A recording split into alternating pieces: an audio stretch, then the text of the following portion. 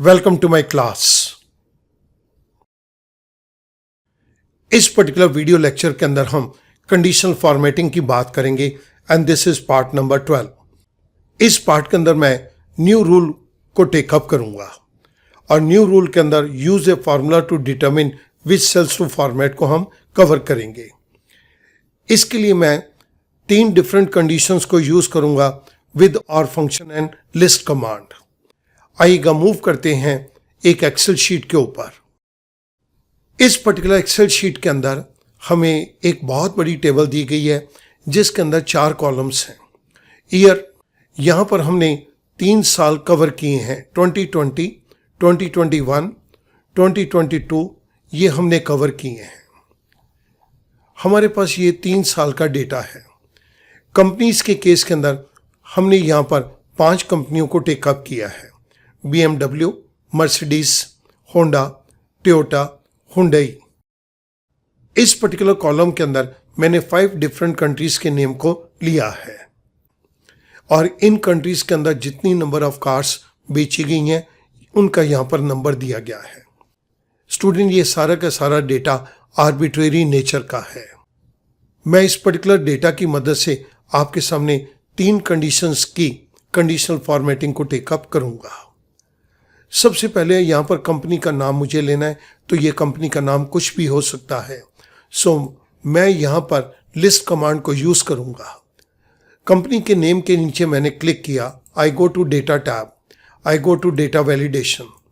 Data validation के अंदर मैं सेटिंग्स में वैलिडेशन क्राइटेरिया के अलाउ ड्रॉप डाउन बॉक्स में लिस्ट कमांड को चूज करता हूँ और सोर्स पे क्लिक कर देता हूँ।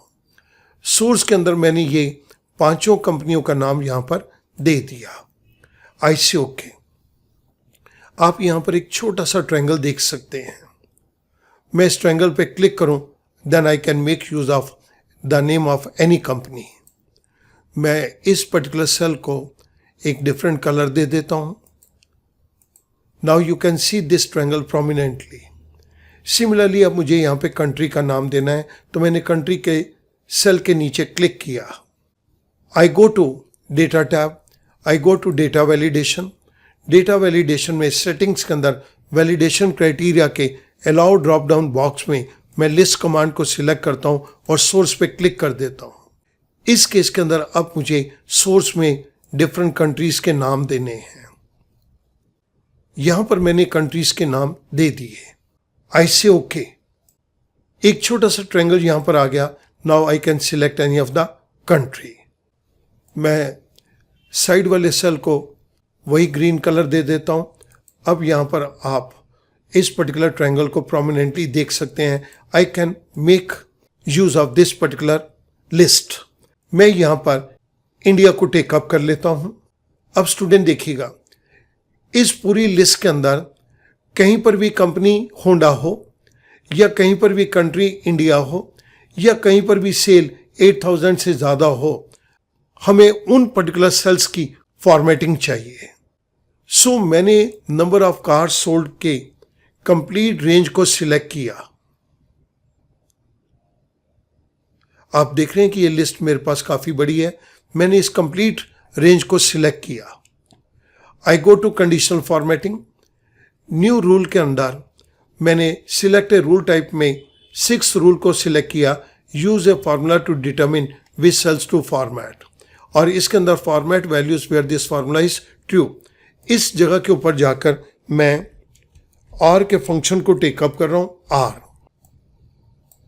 हमारे पास कंपनी होंडा हो, सो मैं कंपनी के नीचे वाले सेल पे क्लिक कर देता हूं, दैट इज C4। एक बारी इसको मैं प्रेस कर रहा हूं, 2 बारी प्रेस कर रहा हूं, तीसरी बारी प्रेस कर रहा हूं। मैंने यहां पर एब्सोल्यूट रेफरेंसिंग से रिलेटिव रेफरेंसिंग के ऊपर क्लिक कर दिया। This is equals to quotation mark start, quotation mark closed, comma. अब मुझे यहां पर कंट्री चाहिए।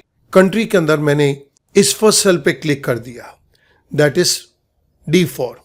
अगेन मैं यहां पर इसको रिलेटिव रेफरेंस में लाना चाहता हूं, तो एक बारी प्रेस किया F4, दूसरी बारी प्रेस किया F4 और ये तीसरी बारी मैंने F4 को प्रेस कर दिया।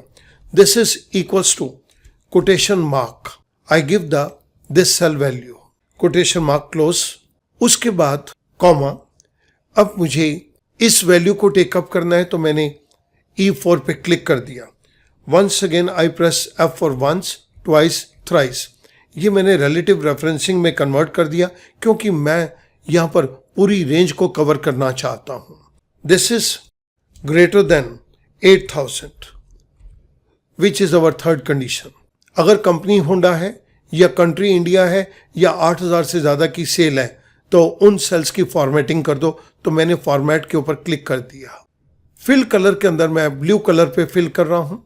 फ़ॉन्ट के अंदर मैं यहाँ पर येलो कलर को टेकअप कर रहा हूँ और मैंने इसको बोल्ड कर दिया. आई से ओके. न्यू फॉर्मेटिंग रूल के अंदर मैं इसको ओके कर रहा हूँ. आप देखिएगा कंट्री भी इंडिया और नंबर ऑफ कार्स सोल्ड भी 8,000 से ज़्यादा है. ना तो कंपनी होंडा है और ना ही कंट्री इंडिया है, लेकिन सेल 8,000 से ज़्यादा है. इस केस के अंदर मर्सिडीज़ और जापान है. ना तो ये कंपनी होंडा है और ना ही ये कंट्री इंडिया है, बट सेल 8,000 से ज़्यादा है.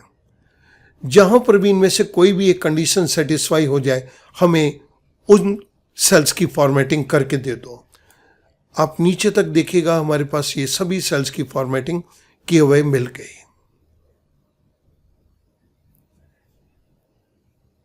अगर मैं यहां पर कंपनी को चेंज करता हूं, होंडा की जगह मैं BMW को ले लेता हूं.